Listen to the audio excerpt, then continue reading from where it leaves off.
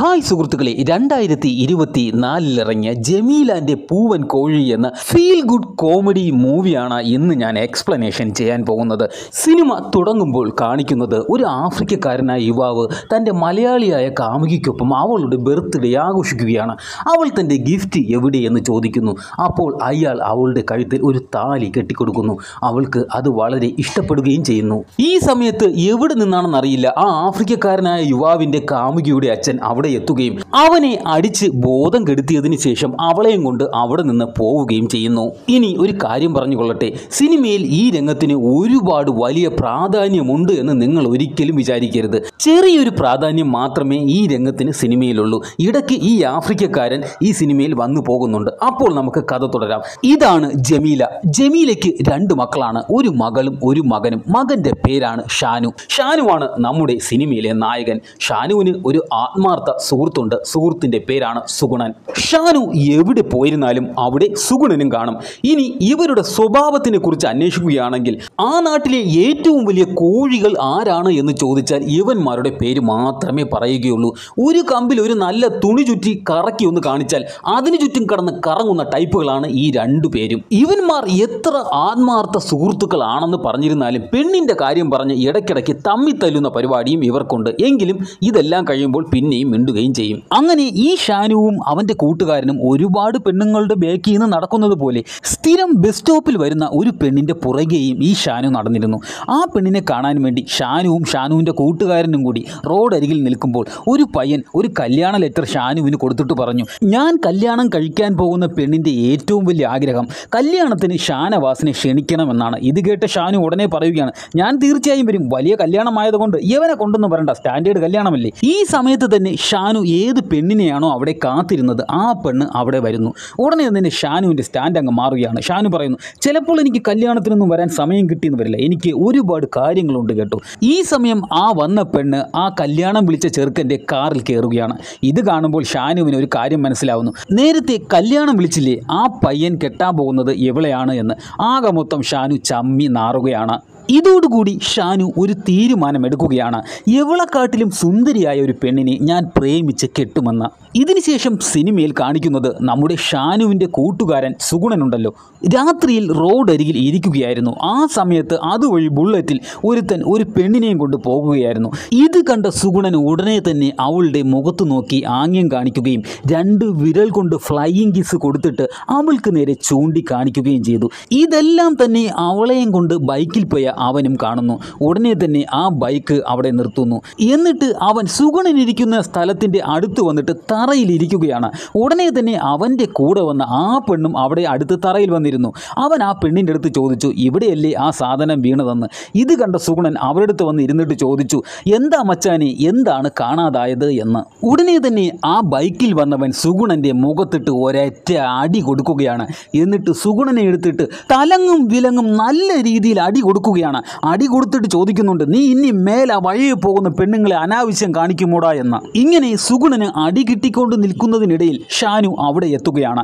ഷാനു വന്നിറങ്ങുമ്പോൾ ഷാനുവിൻ്റെ കയ്യിൽ ഒരു പൂ ഉണ്ടായിരുന്നു. ആ ബൈക്കുകാരൻ്റെ കൂടെ വന്ന ആ പെണ്ണിൻ്റെ അടുത്ത് ഷാനു ഐ ലവ് യു എന്ന് പറഞ്ഞിട്ട് ആ പൂ അവളുടെ മുഖത്തേക്ക് എറിഞ്ഞിട്ട് ഷാനു നേരെ സുഗുണൻ്റെ അടുത്തേക്ക് എത്തുകയാണ്. സുഗുണൻ്റെ അടുത്ത് ചോദിക്കുന്നു, എന്താടാ തല്ലുകൊള്ളി എന്ന് ചോദിച്ചുകൊണ്ട് സുഗുണനെ അടിച്ചവനെതിരെ ഷാനു തിരിയുകയാണ്. പക്ഷേ കളി മാറുകയാണ് കേട്ടോ. സുഗുണൻ എങ്ങനെയാണോ കിട്ടിയത് അതിൻ്റെ 2 ഇരട്ടി വേഗതയിൽ ഷാനുവിന് നല്ല അടി അവൻ്റെ കയ്യിൽ നിന്ന് കിട്ടുന്നു. അങ്ങനെ ഷാനുവിനും സുഗുണനും അവൻ്റെ കയ്യിൽ നിന്നും നല്ല രീതിയിൽ അടിയും വാങ്ങിച്ച് പിടിച്ച് ഇനി അവളെ ശല്യം ചെയ്യണ്ട എന്നുള്ളൊരു തീരുമാനവും എടുത്തിട്ട് അവിടെ നിന്നും പോകുന്നു. നമ്മുടെ നായകൻ ഷാനുവിന് മറ്റൊരു കൂട്ടുകാരൻ കൂടിയുണ്ട്, പേര് രവി. രവി ഓട്ടോ ഓടിയാണ് ജീവിക്കുന്നത്. രവി ഷാനുവിൻ്റെ അനിയത്തിയുമായി പ്രണയത്തിലാണ്. എന്നാൽ ഷാനുവിന് അതറിയില്ല. ഈ ഷാനുവിൻ്റെ അനിയത്തിയുമായി കറങ്ങാൻ പോകാൻ വേണ്ടി രവിക്ക് വന്ന ഒരു ഓട്ടം ഷാനുവിൻ്റെ അടുത്ത് ഏറ്റെടുക്കാൻ വേണ്ടി ഫോൺ വിളിച്ച് ഷാനുവിൻ്റെ അടുത്ത് രവി പറയുന്നു. ആദ്യം എതിർത്തെങ്കിലും ഷാനു പിന്നീട് അതിന് സമ്മതിക്കുന്നു. അങ്ങനെ മനസ്സില്ലാ മനസ്സോടുകൂടി ഷാനുവും ഷാനുവിൻ്റെ കൂട്ടുകാരനും കൂടി ആ ഓട്ടം എടുക്കാൻ വേണ്ടി ആ സ്ഥലത്തേക്ക് എത്തുകയാണ്. ഇവർക്ക് കിട്ടിയ ഓട്ടം ഇതായിരുന്നു, ഒരു ഉമ്മയെയും അവരുടെ 2 പെൺമക്കളെയും കൊണ്ട് ഒന്ന് കറങ്ങാനൊക്കെ കൊണ്ടുപോകണം, കുറച്ച് സാധനങ്ങളൊക്കെ വാങ്ങിക്കാനൊക്കെ വേണ്ടി. ഈ ഉമ്മയുടെ മൂത്ത മകളാണ് റസിയ. റസിയയെ ഷാനു അവിടെ വെച്ച് ആദ്യമായി കാണുകയാണ്. ഷാനുവിന് പർദ്ദയിട്ട റസിയയെ വല്ലാതെ അങ്ങ് ഇഷ്ടപ്പെടുന്നു. പക്ഷേ റസിയ വലിയ മൈൻഡൊന്നും ചെയ്തില്ല. റസിയയെയും ഉമ്മയെയും ഒക്കെ കൊണ്ട് ഓട്ടോയിൽ പോകുന്നതിനിടയിൽ ഷാനു റസിയയെ വളയ്ക്കാൻ പല പ്രാവശ്യം പല ഐഡിയയും നോക്കുന്നുണ്ട്. പക്ഷേ റസിയ അതിനൊന്നും വലിയ റെസ്പോൺസ് ഒന്നും ചെയ്തില്ല. അവസാനം എല്ലാ ഓട്ടവും കഴിഞ്ഞ് റസിയയെ തിരിച്ച് വീട്ടിലേക്ക് കൊണ്ടാക്കുന്നത് വളരെ ഇരുട്ടിയാണ്. അപ്പോൾ റസിയയുടെ ബാപ്പ വീടിന് മുന്നിൽ തന്നെ ഉണ്ടായിരുന്നു. വരാൻ താമസിച്ചതിന് റസിയയുടെ ഉമ്മയെ ബാപ്പ വഴക്ക് പറയുകയും ചെയ്തു. ഈ സമയത്ത് വീടിനകത്തോട്ട് കയറിപ്പോയ റസിയ മുകളിലത്തെ നിലയിൽ ജനൽ തുറന്ന് തൻ്റെ മുഖത്തെ മൂടി മാറ്റി ഷാനുവിനെ നോക്കി ഒന്ന് പുഞ്ചിരിക്കുന്നു. ഷാനുവിന് മനസ്സിലാകുന്നു റസിയയ്ക്ക് തന്നോട് ഇഷ്ടമുണ്ട് എന്ന്. അങ്ങനെ പഠിക്കാൻ പോകുമ്പോഴും വഴിവെക്കിലും റോഡിലും എല്ലാം വെച്ച് ഇവരുടെ പ്രണയം അങ്ങ് തുടരുകയാണ്. റസിയയ്ക്കാണെങ്കിൽ ഷാനുവിനോട് അസ്ഥി പിടിച്ച പ്രണയമാണ് കേട്ടോ. പക്ഷേ ഷാനു ആണെങ്കിലോ ഒരു പ്രണയം നിലവിൽ ഉണ്ടെങ്കിലും പഴയ കോഴിത്തരത്തിന് ഒരു കുറവും ഉണ്ടായിരുന്നില്ല. അതും പോരാത്തതിന് ഏതെങ്കിലും ഒരു പെണ്ണിൻ്റെ പേരും പറഞ്ഞ് സുഗുണനുമായിട്ട് അടിയുണ്ടാക്കുന്നതും പഴയതുപോലെ തന്നെ തുടർന്നു. ഇങ്ങനെ ഏതോ ഒരു പെണ്ണിൻ്റെ പേരും പറഞ്ഞ് പിണങ്ങിയ സുഗുണനെ അനുനയിപ്പിക്കാൻ വേണ്ടി ഷാനു രാത്രിയിൽ റോഡരികിലിരുന്ന സുഗുണൻ്റെ അടുത്തേക്ക് വരികയാണ്. ആ സമയം സുഗുണൻ അവിടെ നിന്ന് എഴുക്കുമ്പോൾ ഇടുപ്പിൽ കൈവച്ചുകൊണ്ട് ഒന്ന് ചെറുതായിട്ട് വിളിക്കുന്നു. എന്തു പറ്റി മച്ചാനെ എന്ന് ഷാനു ചോദിക്കുമ്പോൾ സുഗുണൻ പറയുന്നു, അന്ന് റോഡരികിലിരുന്ന സമയത്ത് ഒരുത്തൻ ഒരു പെണ്ണുമായി ബൈക്കിൽ പോയപ്പോൾ ഞാൻ കയ്യാങ്യം കാണിച്ചതിന് നമ്മളെ രണ്ടുപേരെയും അവൻ എടുത്തിട്ട് ചവിട്ടി കൂട്ടിയില്ലേ, അവൻ്റെ ചവിട്ട് അത്രയും കിട്ടിയത് എൻ്റെ നടുവിനാണ്. ആ വേദന ഇപ്പോഴും മാറിയിട്ടില്ല എന്ന് സുഗുണൻ പറയുന്നു. ഇത് കേട്ട ഷാനു സുഗുണനെ ഒന്ന് സുഖിപ്പിക്കാൻ വേണ്ടി ഇങ്ങനെ പറയുന്നു, അവനെ എൻ്റെ കയ്യിൽ കിട്ടുകയാണെങ്കിൽ അടിച്ചവനെ ഊപ്പാട് വരുത്തും. എന്നാൽ ഇവരെ രണ്ടുപേരെയും അടിച്ച ആ ബൈക്കിൽ വന്നവൻ അതുവഴി സ്കൂട്ടറിൽ പോകുന്നു.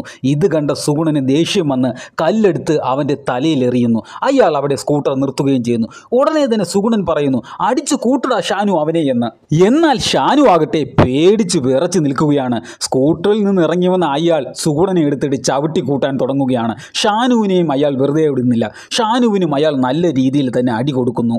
അതിനുശേഷം ആ സ്കൂട്ടറിൽ വന്നവൻ പറയുന്നു, മര്യാദയ്ക്കാണെങ്കിൽ മര്യാദയ്ക്ക്, ഇല്ലെങ്കിൽ രണ്ടിനെയും തീർത്ത് കളയുമെന്ന്. ഇത് പറഞ്ഞ് തീരുന്നതിന് മുമ്പേ വേറെ ആരോ വന്ന് ഈ സ്കൂട്ടറിൽ വന്നവനെ അടിച്ചങ്ങ് തെറിപ്പിക്കുകയാണ്. അത് വേറെ ആരുമായിരുന്നില്ല, സിനിമയുടെ തുടക്കത്തിൽ ഒരു ആഫ്രിക്കക്കാരനെ കുറിച്ച് പറഞ്ഞിരുന്നല്ലോ, അവൻ തന്നെയായിരുന്നു അത്. ആ ആഫ്രിക്കക്കാരൻ ഈ സ്കൂട്ടറിൽ വന്നവനെ അടിച്ച് അവശനാക്കുകയാണ്. അതിനുശേഷം ഷാനുവിൻ്റെ അടുത്തും സുഗുണൻ്റെ അടുത്തും ചോദിക്കുന്നു, നിങ്ങൾക്ക് എവനെ അടിക്കണോ എന്ന്. ഷാനുവും സുഗുണനും അടി കൊണ്ട് അവശനായി കിടക്കുന്ന ആ സ്കൂട്ടറിൽ വന്നവനെ അടി കൊടുക്കാൻ തുടങ്ങുകയാണ്. ഈ സമയം അതുവഴി ഒരു കാർ കടന്നു പോകുന്നു. ആ കാറിനകത്താണെങ്കിൽ ഈ ആഫ്രിക്കക്കാരൻ്റെ കാമുകിയും അവളുടെ അച്ഛനും ഉണ്ടായിരുന്നു.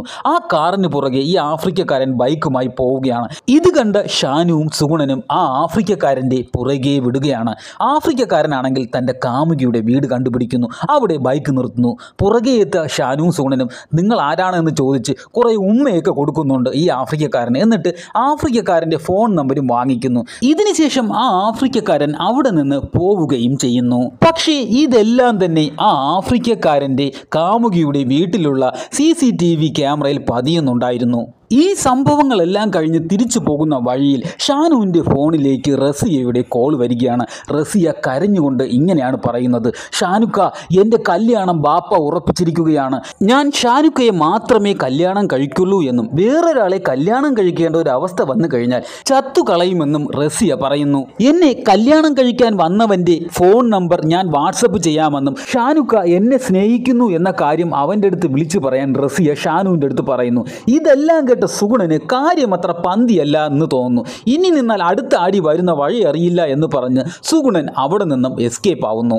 എന്നാൽ ഷാനു റസിയ പറഞ്ഞതുപോലെ റസിയെ കല്യാണം കഴിക്കാൻ പോകുന്ന ചെറുക്കൻ്റെ വീടിൻ്റെ പരിസരത്ത് വന്നു നിന്ന് അവനെ ഫോൺ ചെയ്തിട്ട് പറയുന്നു, റസിയെ നീ കല്യാണം കഴിച്ചു കഴിഞ്ഞാൽ നിന്നെ ഞാൻ തീർത്ത് കളയുമെന്ന് പറയുന്നു. എന്നാൽ ആ പയ്യൻ ഒട്ടും ഭയപ്പെടുന്നില്ല. അവൻ തിരിച്ച് ഷാനുവിനെ വെല്ലുവിളിക്കുന്നു. ഷാനു ഫോൺ കട്ട് ചെയ്തതിന് ശേഷം റസിയെ കല്യാണം കഴിക്കാൻ പോകുന്ന പയ്യൻ്റെ വീട് പരിസരം ഒന്ന് ശ്രദ്ധിച്ചു. അവിടെ അവൻ്റെ ഒരു ബൈക്ക് ഇരിപ്പുണ്ടായിരുന്നു. അതിലാണെങ്കിൽ താക്കോലും ഉണ്ടായിരുന്നു. ഷാനു ആ ബൈക്ക് അങ്ങ് എടുക്കുകയായിരുന്നു. സത്യത്തിൽ ഷാനു ഒരു വലിയ പോക്രിത്തനം കാണിക്കാൻ പോകുകയായിരുന്നു. എന്താണെന്നല്ലേ, ഈ പയ്യൻ്റെ ബൈക്കുമായി ഷാനു തലയിൽ ഹെൽമെറ്റൊക്കെ വെച്ച് ആരും തിരിച്ചറിയാത്ത രീതിയിൽ പോലീസ് ചെക്കിംഗ് നടക്കുന്ന സ്ഥലത്തേക്ക് പോവുകയാണ്. എന്നിട്ട് അവിടെ തൊട്ടടുത്ത് നിന്ന ഒരു സ്ത്രീയുടെ മാല വലിച്ച് പൊട്ടിച്ചിട്ട് ബൈക്കുമായി കടന്നു കളയുന്നു. പോലീസാണെങ്കിൽ ഷാനുവിൻ്റെ പിന്നാലെയുണ്ട്. ഷാനു നേരെ പോയത് റസിയെ കല്യാണം കഴിക്കാൻ പോകുന്ന ചെറുക്കൻ്റെ വീട്ടിലേക്കാണ്. അവിടെ ചെന്നിട്ട് അവൻ്റെ ഉമ്മയുടെ കയ്യിലേക്ക് ഈ പൊട്ടിച്ച മാല കൊടുക്കുകയും പുറത്തേക്ക് ഇറങ്ങി വന്ന അവൻ്റെ കയ്യിലേക്ക് ഷാനു ഇട്ടിരുന്ന ഉടുപ്പും കൊടുക്കുന്നു. എന്നിട്ട് ഷാനു അവിടെ നിന്ന് എസ്കേപ്പ് ആവുകയും തയ്യാറാകുകയും ചെയ്യുന്നു. പുറകെ വന്ന പോലീസുകാർ കാണുന്നതോ ഈ മാലയും ഷാനുവിൻ്റെ അതേ ഡ്രസ്സ് കയ്യിൽ വെച്ച് നിൽക്കുന്ന ആ പയ്യനെയുമാണ്. ആ പയ്യനെ പോലീസ് ഉടനെ തന്നെ അറസ്റ്റും ചെയ്യുന്നു. ഇത് പത്രത്തിൽ വാർത്തയാവുകയും അങ്ങനെ റസിയയുടെ കല്യാണം മുടങ്ങുകയും ചെയ്യുന്നു. ഇതെല്ലാം കഴിഞ്ഞ് ഒരു ദിവസം ഷാനുവിനെ അവൻ്റെ കോളനിയിൽ പോലീസുകാർ വന്ന് അറസ്റ്റ് ചെയ്യുകയാണ്. അവിടുത്തെ മെമ്പർ അടക്കമുള്ള എല്ലാവരും ചോദിക്കുന്നുണ്ട് എന്തിനാണ് ഇവനെ അറസ്റ്റ് ചെയ്യുന്നത് എന്ന്. എന്നാൽ പോലീസുകാർ പറയുന്നത് അത് അറിയണമെങ്കിൽ നേരെ പോലീസ് സ്റ്റേഷനിൽ വന്ന് അന്വേഷിക്കണമെന്ന്. അവർ ബലമായി തന്നെ ഷാനുവിനെ പിടിച്ചുകൊണ്ട് പോവുകയാണ്. പോലീസ് സ്റ്റേഷനിൽ വെച്ച് ഷാനു പലവട്ടം പോലീസുകാരോട് ചോദിക്കുന്നുണ്ട് എന്നെ എന്തിനാണ് പിടിച്ചുകൊണ്ട് വന്നതെന്നും ഞാൻ ചെയ്ത തെറ്റ് എന്താണെന്നും. ഇതിന് പോലീസുകാർ ഒരു അടിയാണ് ഷാനുവിന് വച്ചു കൊടുക്കുന്നത്. അടിയും കൊണ്ട് തറയിൽ വന്നിരുന്ന ഷാനു ഒരു കാര്യം പറയാൻ തുടങ്ങുകയാണ്. എനിക്ക് ഒരു കൂട്ടുകാരനുണ്ട് സാറേ, അവൻ്റെ പേര് സുഗുണൻ എന്നാണ്. ഞാൻ എവിടെ പോയിരുന്നാലും ഞാൻ എന്തൊക്കെ ചെയ്തിരുന്നാലും അവൻ എൻ്റെ കൂടെ ഉണ്ടാവും. എല്ലാ ഹറാം പിറപ്പിൽ എന്നെ കൊണ്ട് ചാടിക്കുന്നതും അവനാണ് സാറേ. അവനെ ഇപ്പോൾ കാണാനില്ല എന്ന് പറഞ്ഞ് തീരുന്നതും പോലീസ് സ്റ്റേഷനിലെ സെല്ലിനകത്ത് നിന്നും സുഗുണന്റെ ശബ്ദം, എടാ ഷാനു, ഞാനിവിടെ ഉണ്ടടാ, ഞാനാണ് പറഞ്ഞു കൊടുത്തത്, നീ ഇപ്പോൾ വീട്ടിൽ കാണുമെന്ന്. സുഗുണൻ അടി കൊണ്ട് അവശനായി സെല്ലിനകത്ത് കിടക്കുകയായിരുന്നു. ഇതുകൂടി കണ്ട ഷാനു അവിടെ ഇരുന്ന പോലീസുകാരുടെ അടുത്ത് ചോദിക്കുകയാണ്, ഞാൻ എന്ത് തെറ്റാണ് ചെയ്തതെന്ന് എനിക്കറിയണം, എനിക്ക് CI സാറിനെ കാണണം. ഇത് കേട്ട സുഗുണൻ സെല്ലിനകത്ത് നിന്ന് ഒച്ചത്തിൽ വിളിച്ച് ഷാനുവിൻ്റെ അടുത്ത് പറയുകയാണ്, എടാ ഷാനു, നീ അങ്ങോട്ട് പോവരുത്, എനിക്ക് ഇനിയും അടി കൊള്ളാൻ വയ്യ, നീ എനിക്ക് അടി വാങ്ങിച്ച് തരരുത് എന്നൊക്കെ. എന്നാൽ ഷാനു പിന്മാറാൻ തയ്യാറാകുന്നില്ല. അവന് CI സാറിനെ കണ്ടേ മതിയാകൂ എന്ന്. അപ്പോൾ അകത്തു നിന്നൊരു ശബ്ദം, അവനെ കയറ്റി വിടറുമെന്നു. അത് CIയുടെ ശബ്ദമായിരുന്നു. ഷാനു ഉടനെ തന്നെ വളരെ സ്റ്റൈലിൽ CI കാണാൻ വേണ്ടി CIയുടെ റൂമിലേക്ക് കയറി പോവുകയാണ്. പക്ഷേ CIയെ കണ്ട ഷാനു ഞെട്ടുകയാണ്. കാരണം CI ആരാണെന്നറിയാമോ? തുടക്കത്തിൽ സുഗുണൻ ഒരു പെണ്ണിനെ കയ്യാങ്യം കാണിച്ചതിന് ബൈക്കിൽ വന്ന ഒരുത്തൻ സുഗുണനെയും ഷാനുവിനും നല്ല അടി കൊടുത്തില്ലേ, അവൻ തന്നെയാണ് കേട്ടോ ഈ CI. ഈ CIയെയാണ് യവന്മാർ ആ ആഫ്രിക്കക്കാരൻ്റെ വാക്കും കേട്ട് ഇതിനു മുമ്പ് അടി കൊടുത്തത്. അതിന് പണി കൊടുക്കാൻ വേണ്ടിയാണ് യവന്മാരെ രണ്ടുപേരെയും സ്റ്റേഷനിലേക്ക് കൊണ്ടുവന്നത്. അങ്ങനെ ഷാനുവിനെയും CI നല്ല രീതിയിൽ ഇടി കൊടുക്കുകയാണ്. ഇടി കൊടുത്ത് ഊപ്പാട് വരുത്തിയ ഷാനുവിനെയും സുഗുണനെയും CI പിന്നീട് പറഞ്ഞു വിടുകയും ചെയ്യുന്നു. ഇങ്ങനെ CIയുടെ കയ്യിലുള്ള ഇടിയെല്ലാം വാങ്ങിച്ചു പിടിച്ചതിന് ശേഷം ഷാനുവും സുഗുണനും തൻ്റെ വീടിനടുത്ത് വന്ന് ഇരിക്കുകയായിരുന്നു.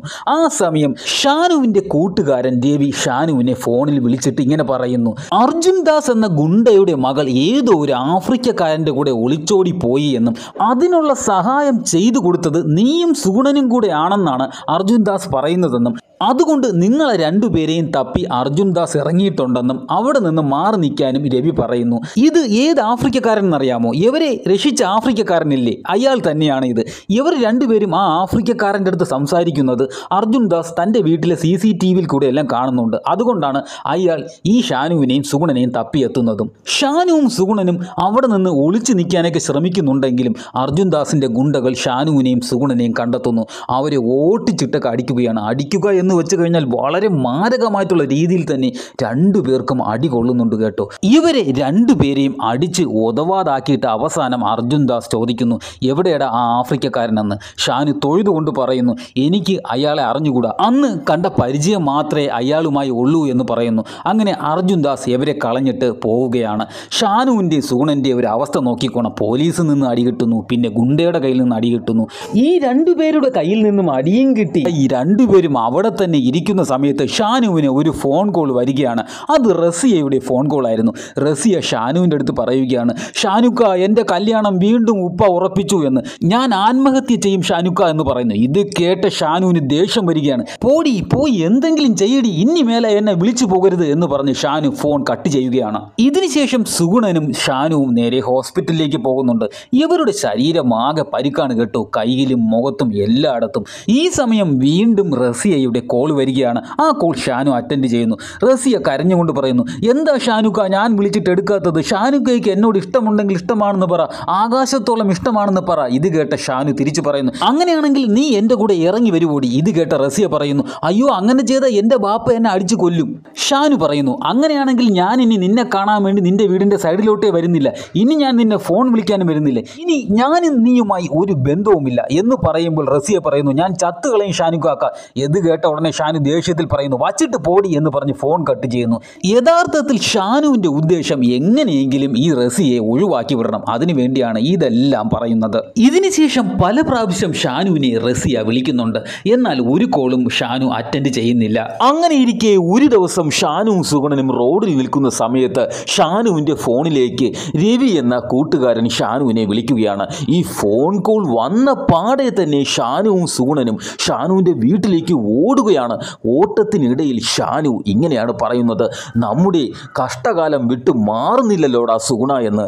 ഷാനുവിൻ്റെ വീടുമുറ്റത്തെത്തിയ ഇവർ രണ്ടുപേരും കാണുന്നത് അയൽവാസികളെ കൊണ്ട് വീടുമുറ്റം നിറഞ്ഞിരിക്കുകയാണ്. ഷാനുവിൻ്റെ വീട്ടുമുറ്റത്ത് വന്നു നിന്ന ഒരാൾ പറയുന്നുണ്ട് ഇവൻ്റെ അമ്മയായ ജമീലയെ വിളിച്ചറിയിക്കണമെന്ന്. വേറൊരാൾ പറയുന്നുണ്ട് ചടങ്ങുകളൊക്കെ നടത്തണമെന്ന്. ജമീലയെ വിളിച്ചറിയിച്ചേ പറ്റുള്ളൂ എന്ന് പലരും പറയുന്നുണ്ട്. എന്താണെന്ന് മനസ്സിലാവാതെ ഷാനു വീടിനകത്തോട്ട് കയറുമ്പോൾ റസിയ ഷാനുവിൻ്റെ വീട്ടിൽ വന്ന് നിൽക്കുന്നു. ഷാനുവിനെ കണ്ട റസിയ പറയുന്നു ഷാനുക്ക വിളിച്ചാൽ ഇറങ്ങി വരൂല എന്ന് ഞാൻ വെറുതെ പറഞ്ഞതല്ലേ, ഷാനുക്ക എന്താണ് ഞാൻ വിളിച്ചാൽ ഫോൺ എടുക്കാത്തത് എന്ന്. ഇത് കേട്ട ഷാനുവിന് കലി ഇളവുകയാണ്. ഒരൊറ്റ ആടി റസിയയ്ക്ക് വച്ചു കൊടുക്കുകയാണ്. എന്നിട്ട് അവൻ ചോദിക്കുന്നു നീ എന്ത് ഉണ്ടാക്കാനാടി ഇപ്പോൾ ഇങ്ങോട്ട് കയറി വന്നത്, ഇറങ്ങടി എൻ്റെ വീട്ടിൽ നിന്ന്. അങ്ങനെ ഷാനു റസിയെ ബലമായി വീട്ടിൽ നിന്ന് വിളിച്ചിറക്കുന്നു. ഷാനു കരയുന്നുണ്ട് വേണ്ട വേണ്ട എന്ന്. അയൽവാസികളും പറയുന്നു എടാ ഷാനു വേണ്ട അങ്ങനെ ചെയ്യരുത് എന്ന്. ഇതിനിടയിൽ സുഗുണനും പറയുന്നു നീ വിളിച്ചിട്ടല്ലേടാ അവൾ ഇറങ്ങി വന്നതെന്ന്. അങ്ങനെ സുഗുണനെയും പിണക്കി ഷാനു റസിയെ ആട്ടയിൽ കയറ്റി നേരെ റസിയുടെ വീട്ടിലേക്ക് കൊണ്ടുപോവുകയാണ്. വീട്ടിൽ എത്തുന്നതിന് തൊട്ട് മുമ്പായി റസിയ കരഞ്ഞു പറയുന്നുണ്ട് എന്നെ വീട്ടിൽ കൊണ്ട് വിടരുത് എന്നൊക്കെ. പക്ഷേ ഷാനു അതൊന്നും കേൾക്കുന്നില്ല. പുതിയ പൊല്ലാപ്പെടുത്ത് തലയിൽ വയ്ക്കാൻ എനിക്ക് വയ്യ എന്നുള്ള ഭാവമാണ് ഷാനുവിന്. പക്ഷെ പെട്ടെന്ന് തന്നെ ഷാനുവിൻ്റെ മുമ്പിലേക്ക് റസിയയുടെ ബാപ്പയും കൂട്ടരും എത്തുകയാണ്. ഷാനുവിനെ അവർ നല്ല രീതിയിൽ തന്നെ അടിക്കാൻ തുടങ്ങുകയാണ്. ഷാനു പറയുന്നുണ്ട് അവളെ തിരിച്ചു കൊണ്ടാക്കാനാണ് ഞാൻ വന്നതെന്ന്. എന്നാലും അതൊന്നും അവർ ചെവിക്കൊള്ളുന്നില്ല.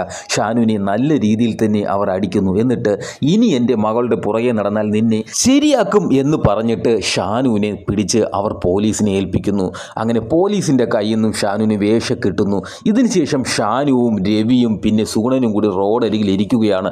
ഈ സമയം രവിക്ക് ഒരു ഓട്ടം വന്നു എന്ന് പറഞ്ഞ് കോൾ വരുന്നു. രവി അവിടെ നിന്ന് എഴിച്ചു പോകുന്നു. സുഗുണൻ ഷാനുവിൻ്റെ അടുത്ത് പറയുന്നു എടാ ഷാനു ഈ രവിക്ക് എന്തോ ഉടായ്പ പരിപാടിയുണ്ട്, എനിക്ക് ചെറിയ സംശയങ്ങളൊക്കെ ഉണ്ടെന്ന് ഷാനുവിൻ്റെ അടുത്ത് പറയുന്നു. ഇതിനുശേഷം ഷാനുവിൻ്റെ അടുത്തേക്ക് ഒരു സൈക്കിളിൽ ഒരു പയ്യൻ വന്നിട്ട് പറയുകയാണ് നിങ്ങൾ അറിഞ്ഞില്ലേ ആ റസിയ വീണ്ടും നിങ്ങളുടെ വീട്ടിലേക്ക് വന്നിരിക്കുകയാണ്, ഞാൻ ഈ കാര്യം നാട്ടിൽ മൊത്തം ഒന്ന് ഫ്ലാഷ് ആക്കട്ടെ എന്ന്. തൻ്റെ വീടിന് മുന്നിൽ വന്ന ഷാനു കാണുന്നത് പഴയതുപോലെ തന്നെ ആൾക്കാരെ കൊണ്ട് വീടുമുറ്റം നിറഞ്ഞു നിൽക്കുകയാണ്. ഷാനു വീടിനകത്തോട്ട് കയറിയതും ഒരു സർപ്രൈസ് ആയിരുന്നു. എന്താണെന്നല്ലേ, ഷാനുവിൻ്റെ ഉമ്മ ഗൾഫിൽ നിന്ന് വന്നിരിക്കുകയാണ്, അല്ലാതെ റസിയെ ഒന്നുമല്ല ആ വന്നത്. ഷാനുവിനെ കണ്ടപാടെ തന്നെ ഷാനുവിൻ്റെ ഉമ്മ പറയുകയാണ് നീ ഈ സുഗുണനുമായിട്ടുള്ള കൂട്ടുകെട്ട് ഇതുവരെ വിടാറായില്ലേ, എപ്പോഴും നോക്കിയാലും നീ എവൻ്റെ കൂടെ തന്നെ കാണുമല്ലോ എന്ന്. എന്നിട്ട് പറയുന്നു നിനക്ക് അവളുടെ അച്ഛൻ്റെ കയ്യിൽ നിന്ന് വേഷ അടി കിട്ടിയിട്ടുണ്ടല്ലോടാ എന്ന്. നീ നിൻ്റെ അച്ഛൻ്റെ അതേ തനി സ്വഭാവം തന്നെ. അങ്ങേരും ഇതുപോലെ നാട്ടുകാരുടെ കയ്യിൽ നിന്ന് അടി വാങ്ങിച്ച് പിടിക്കുന്നത് സ്ഥിരം പരിപാടിയായിരുന്നു. ഞാൻ ഗൾഫിൽ നിന്ന് വന്നിരിക്കുന്നത് നിന്റെ പെണ്ണുങ്ങളുടെ പുറകെയുള്ള നടത്തം നിർത്താനും നിന്റെ മതിൽ ചാട്ടം നിർത്താനും വേണ്ടി തന്നെയാണ്. നീ സ്നേഹിച്ച പെണ്ണിനെ നിനക്ക് വേണ്ടി ഞാൻ ചോദിക്കാൻ പോവുകയാണ് എന്ന് പറഞ്ഞിട്ട് അടുത്തു നിന്ന ബന്ധുവിൻ്റെ അടുത്ത് പറയുന്നു റസിയയുടെ തന്തയെ ഒന്ന് വിളിച്ചു പറയൂ, അവളെ പെണ്ണ് ചോദിച്ച് നമ്മൾ അങ്ങോട്ട് വരുന്നുണ്ട് എന്ന് അറിയിക്കാൻ വേണ്ടി. അങ്ങനെ ഷാനുവിൻ്റെ ഉമ്മയും കുറച്ച് ആൾക്കാരും എല്ലാവരും കൂടെ ചെന്ന് റസിയയുടെ വീട്ടിൽ റസിയെ പെണ്ണ് ചോദിക്കുകയാണ്. റസിയയുടെ ബാപ്പ വളരെ രൂക്ഷമായൊക്കെ പെരുമാറുമെന്നാണ് വിചാരിച്ചത്. എന്നാൽ റസിയയുടെ ബാപ്പ വളരെ നോർമലായിട്ടാണ് ഇരിക്കുന്നത്. മാത്രമല്ല റസിയെ ഷാനുവിന് കെട്ടിച്ചു കൊടുക്കാമെന്ന് ബാപ്പ സമ്മതം മൂളുകയും ചെയ്യുന്നു. ഷാനുവിൻ്റെ അടുത്ത് ഈ കാര്യം റസിയ വിളിച്ച് പറയുകയും ചെയ്യുന്നു, നമ്മുടെ കല്യാണത്തിന് ബാപ്പ സമ്മതിച്ചു എന്ന്. ഇതിനുശേഷം സിനിമയിൽ കാണിക്കുന്നത് റസിയയുടെ ബാപ്പയുടെ ഷോപ്പാണ്. അവിടെ സാധനം വാങ്ങിക്കാൻ വന്ന ഒരാൾ ചോദിക്കുന്നുണ്ട് മകളുടെ കല്യാണം ഉറപ്പിച്ചു എന്നറിഞ്ഞു, ആ പയ്യനെക്കുറിച്ച് ശരിയായിട്ട് അന്വേഷിച്ചിട്ട് തന്നെയാണോ കെട്ടിച്ചു കൊടുക്കുന്നത് എന്ന് ചോദിച്ചു. ഉടനെ തന്നെ ബാപ്പ പറയുകയാണ് ഞാൻ അന്വേഷിച്ചിരുന്നു, കുഴപ്പമൊന്നുമില്ല, നമ്മളുടെ അത്ര സാമ്പത്തികമില്ലെന്നേ ഉള്ളൂ, നല്ല കുടുംബക്കാർ തന്നെയാണെന്ന് പറയുന്നു. ഇത് കേട്ട അയാൾ പറയുന്നു എല്ലാം നിങ്ങളുടെ തീരുമാനം, പക്ഷേ എല്ലാം നോക്കിയും കണ്ടും വേണം ചെയ്യാനെന്ന് പറയുന്നു. ഓക്കെ എന്ന് പറഞ്ഞിട്ട് അയാൾ അവിടെ നിന്ന് പോവുകയും ചെയ്യുന്നു. ഇതിനിടയിൽ സിനിമയിൽ പല രസകരമായ കാര്യങ്ങളും കാണിക്കുന്നുണ്ട്. അതെല്ലാം മനസ്സിലാക്കണമെങ്കിൽ നിങ്ങൾ ഈ സിനിമ കണ്ടേ മതിയാവും. പിന്നെ എക്സ്പ്ലനേഷൻ ഇഷ്ടപ്പെട്ടാൽ ലൈക്ക് ചെയ്യാൻ മറക്കരുതേ. നമുക്ക് വീഡിയോയിലേക്ക് തിരിച്ചു വരാം. സിനിമയിൽ അടുത്ത് കാണിക്കുന്നത് ഷാനുവിൻ്റെ സഹോദരിയുടെ ലൈനായ രവിയെയാണ്. രവി ഒരു വീട്ടിൽ പാതിരാത്രി ചെന്ന് കയറുന്നത് സിനിമയിൽ കാണിക്കുന്നു. ആ വീട്ടിലുള്ള സ്ത്രീ രവിയെ അകത്തേക്കും കൊണ്ടുപോകുന്നു. ഇത് ആ അയൽവക്കത്തുള്ള ആൾക്കാരെല്ലാം കാര്യങ്ങളെല്ലാം ശ്രദ്ധിക്കുന്നുണ്ട്. രവിയെയും ഈ പെണ്ണിനെയും അയൽവക്കത്തുള്ള ആൾക്കാരെല്ലാവരും കൂടെ ചേർന്ന് പിടിക്കുകയാണ്. ഇതിൻ്റെ തൊട്ടടുത്ത് തന്നെയായിരുന്നു ഷാനുവിൻ്റെ സഹോദരിയുടെ കൂട്ടുകാരിയുടെ വീടും. അവൾ ഈ സംഭവമെല്ലാം നേരിൽ കാണുന്നുമുണ്ട്. പിറ്റേ ദിവസം ഷാനുവിൻ്റെ സഹോദരി രവിയുമായി സംസാരിച്ചു കൊണ്ട് നിൽക്കുന്നത് ഈ കൂട്ടുകാരി കണ്ടുകൊണ്ട് വരുന്നു.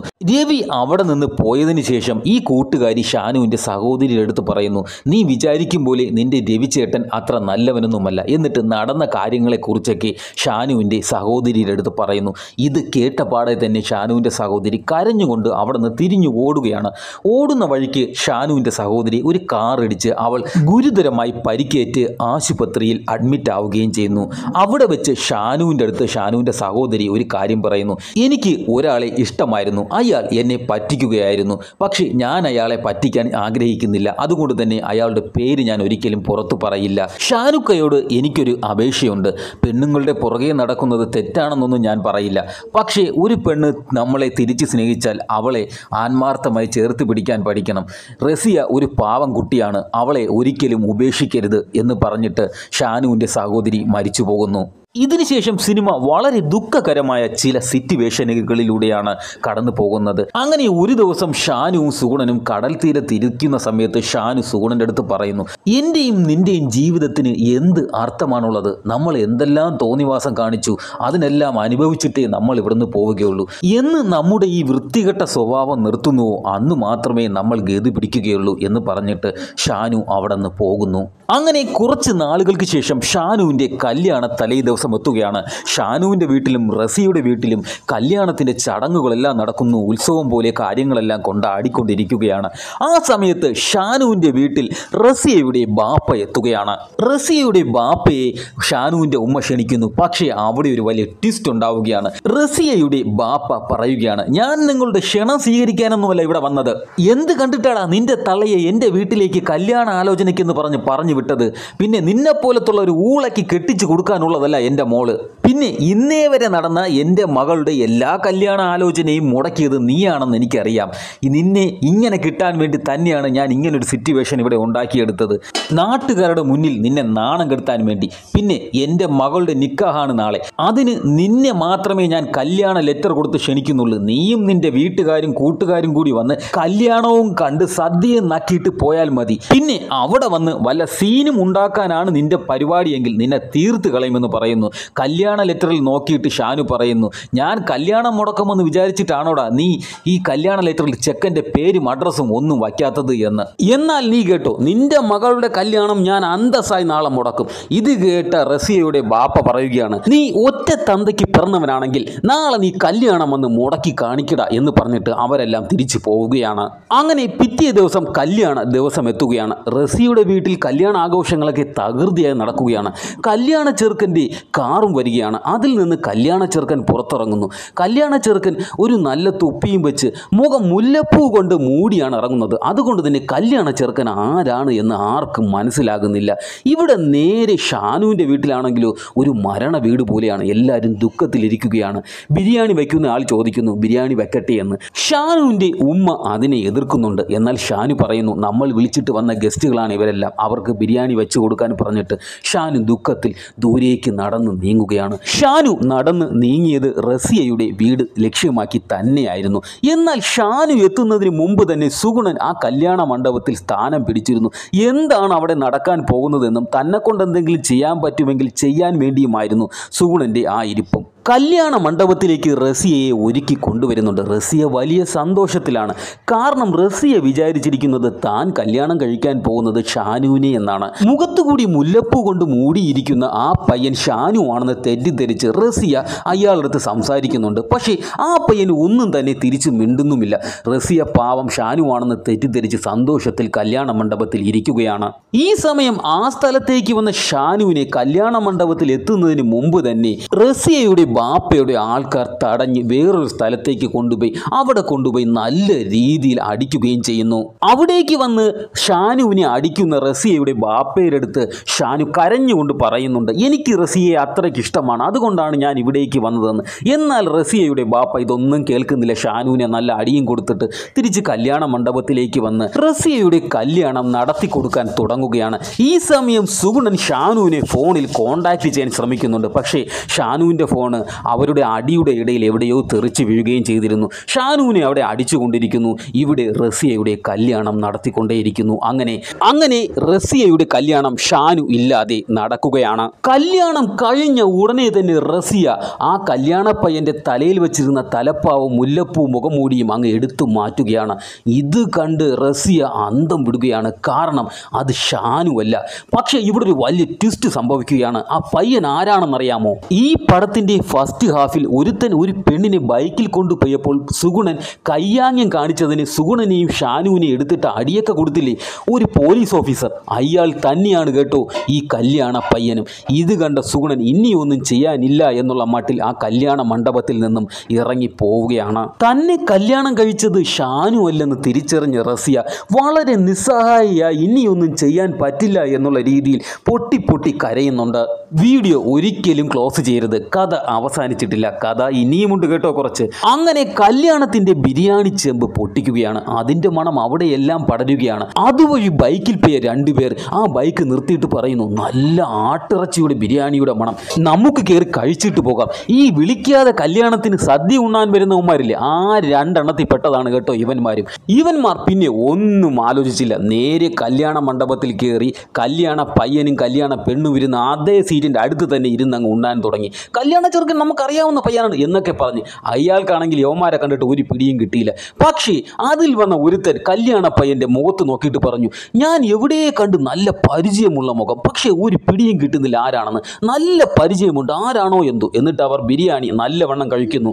അങ്ങനെ കല്യാണത്തിൻ്റെ എല്ലാ പരിപാടിയും കഴിഞ്ഞ് കല്യാണ പെണ്ണിനെ പറഞ്ഞു വിടുന്ന ചടങ്ങായി. കല്യാണ പെണ്ണിനെ അങ്ങനെ കല്യാണ പയ്യൻ്റെ കാറിൽ കയറ്റുന്നു.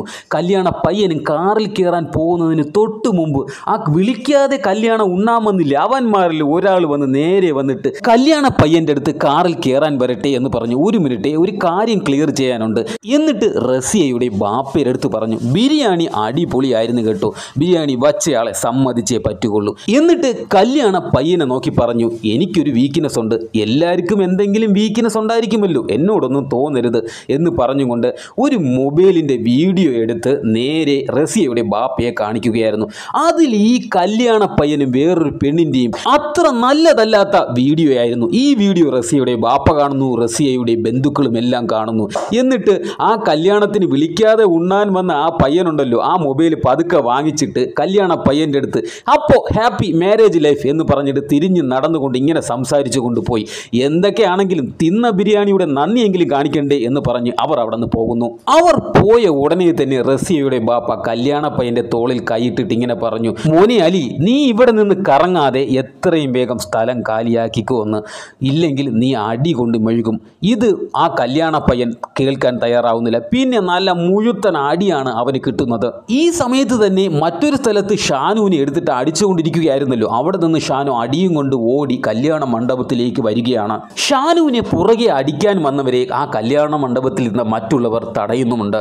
ഷാനു റസിയയുടെ ബാപ്പയുടെ അടുത്ത് ഇങ്ങനെ പറയുന്നു, നിങ്ങൾ ഇന്നലെ പറഞ്ഞില്ലേ തന്തയ്ക്ക് പറഞ്ഞവനാണെങ്കിൽ ഈ കല്യാണം വന്ന് മുടക്കി കാണിക്കാൻ. ഞാൻ കല്യാണം മുടക്കുമെന്ന് തിരിച്ച് വെല്ലുവിളിക്കുകയും ചെയ്തു.